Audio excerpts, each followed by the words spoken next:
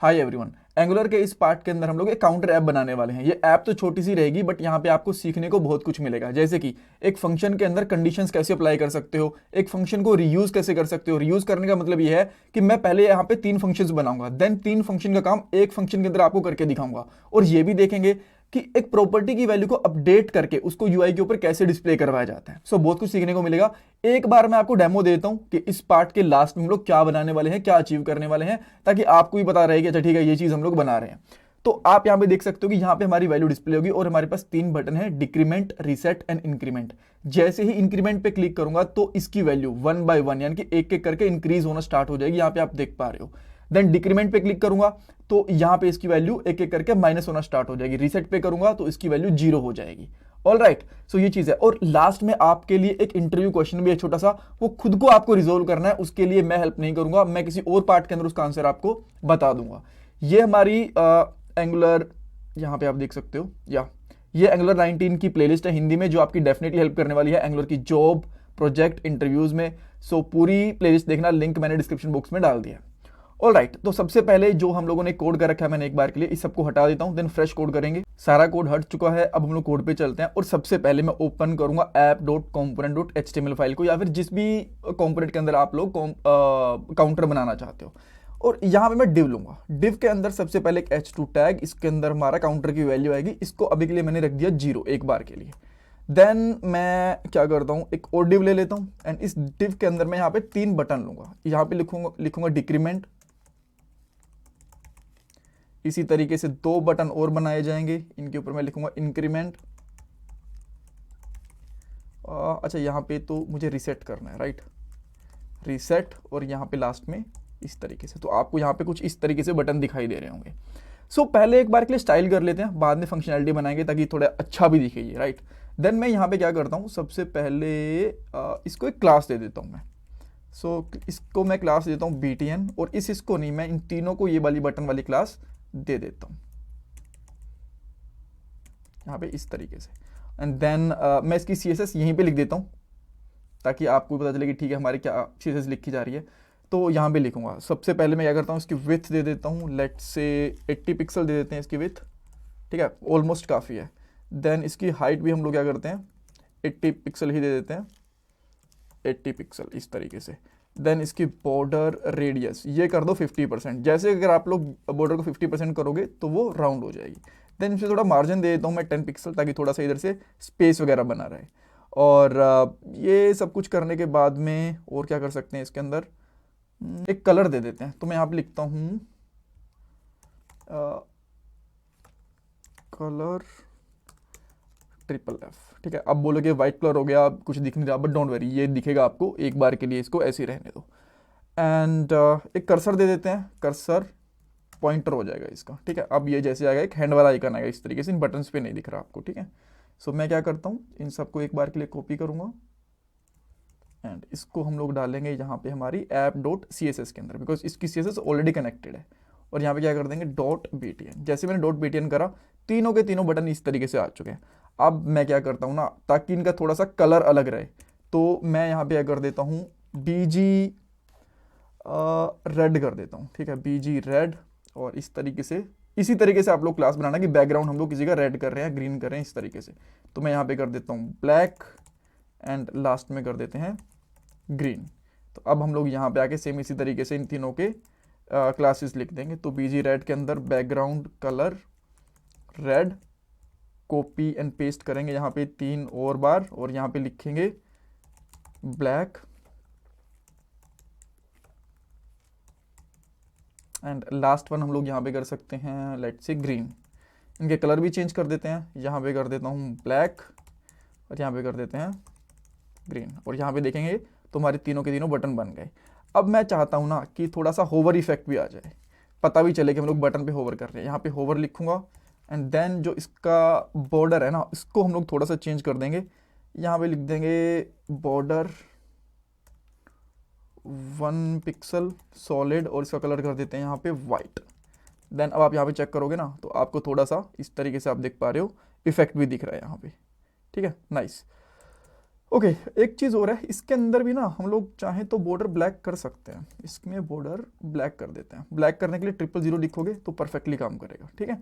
यहाँ पे पहले बॉर्डर थोड़ा सा अलग दिख रहा था, राइट, आपने ध्यान दिया होगा, यहाँ पे अब परफेक्ट दिख रहा है। अब नेक्स्ट चीज़ क्या है, इसको थोड़ा सेंटर में और इसको भी थोड़ा सेंटर में करना पड़ेगा। तो जो हमारे पास यहाँ पे डिव है ना, इसके ऊपर छोटी सी स्टाइल करनी है, इसका टेक्स्ट लाइन सेंटर कर देता हूँ, ठीक है। देन हम लोग यहाँ पे कर लेते हैं क्या करें, काउंट यहाँ पे कर देते हैं। काउंट एक क्लास ले ली मैंने, और काउंट क्लास के ऊपर कुछ हम लोग सीएसएस लगा देंगे। यहाँ पे आते हैं हम लोग, देन यहाँ पे लिखेंगे डॉट काउंट, एंड इसकी अगर आपको क्लास लेनी है ना तो हम लोग सीएसएस थोड़ी यहाँ लिखते हैं ताकि साथ साथ आपको पता चल जाए कि ठीक है भाई हम लोग क्या इसकी स्टाइल अप्लाई कर रहे हैं, ठीक है। देन हम लोग यहाँ पे क्या कर सकते हैं, सबसे पहले इसकी विड्थ दे देते हैं 100 पिक्सल। तो ये साइड में भाग गया, बट कोई नहीं, सेंटर में लेके आएंगे। बैकग्राउंड कर देते हैं इसका ग्रे। हाइट इसकी कितनी करें, हाइट चाहिए क्या इसकी, ठीक है, हाइट हाइट रहने देते हैं। पैडिंग कर देते हैं 10 पिक्सल। फॉन्ट साइज कर देते हैं 30 पिक्सल। देन बॉर्डर रेडियस कर देते हैं 10 पिक्सल। अब कर देते हैं इसका मार्जिन ऑटो, और ये आ गया सेंटर में। जैसे इसका मार्जिन ऑटो करा सेंटर में आ गया, तो ऊपर वाला जो इसका मार्जिन था ना, मार्जिन लगाया नहीं हम लोगों ने इसमें, ओके। देन मार्जिन बॉटम कर देता हूँ यहाँ पे 30 पिक्सल। अब इस तरीके से थोड़ा सा बेटर दिख रहा है हमें, राइट। तो स्टाइल तो भाई हमारा यहाँ पे हो चुका है। अब इसको मैं यहाँ पे रख के काउंटर लगा देता हूँ, इस सबको हटा दूंगा, ठीक है। देन परफेक्टली सही काम कर रहा है, ओके। सो अब नेक्स्ट चीज़ हम लोग क्या कर सकते हैं, अब हमें वैल्यू चाहिए। सो देन मैं यहाँ पे टीएस वाली फाइल के अंदर एक वैल्यू लेता हूँ। तो मैं यहाँ पे लेता हूँ काउंट। काउंट के अंदर मैं यहाँ पे डालूंगा नंबरिक वैल्यू, नंबर, और इसकी वैल्यू का डाल देता हूँ 0। अब इसका आप यहाँ पे डाटा टाइप देखोगे क्या है, नंबर। और इसको मैं अगर हटा दूंगा तो भी सही चीज़ चलेगी, बिकॉज ये इससे अपने आप चेक कर लेगा, क्योंकि ये नंबर है ना कि भाई इसकी वैल्यू मुझे नंबर ही रखनी है, ठीक है। एंड देन मैं यहाँ पे आके डबल करली ब्रेसेस के अंदर काउंट को यहाँ पे मेंशन कर दूंगा। अब मैं एक फंक्शन बनाता हूँ, इस फंक्शन का नाम रखूंगा हैंडल काउंटर, इस तरीके से, ठीक है। और हैंडल काउंटर क्या, पहले तो मैं यहाँ पे 3 फंक्शन बना के दिखाता हूँ आपको, देन आपको पता चलेगा कि कैसे 3 फंक्शन का हम एक फंक्शन में भी कर सकते हैं। Handle increment, increment, and then इस तरीके से हम लोग क्या करेंगे, काउंट के अंदर दिस डॉट काउंट प्लस 1, ये कर देंगे हम लोग। और इस फंक्शन को मैं यहाँ से कॉल कर देता हूँ। एक क्लिक फंक्शन हम लोग कैसे लगाते हैं, इस तरीके से, ये राउंड वाली ब्रेसेस, क्लिक, देन इसके अंदर डाल देंगे इस फंक्शन को। बट ये तो डिक्रीमेंट पे है ना, तो इसको गलत पे लगा दिया हम लोगों ने। अब मैं इसको उठा के इस पे लगा देता हूँ, इंक्रीमेंट पे। देन लेट्स सी क्या इंक्रीमेंट में इंक्रीमेंट हो रहा है। इस पे क्लिक कर रहा हूँ, इसका इंक्रीमेंट हो रहा है, परफेक्ट। इस पे काम नहीं कर रहा है, इस पे मैंने गलत फंक्शन लगा दिया, इस पे भी इंक्रीमेंट हो रहा है। तो इस पे मैं कर देता हूँ डिक्रीमेंट।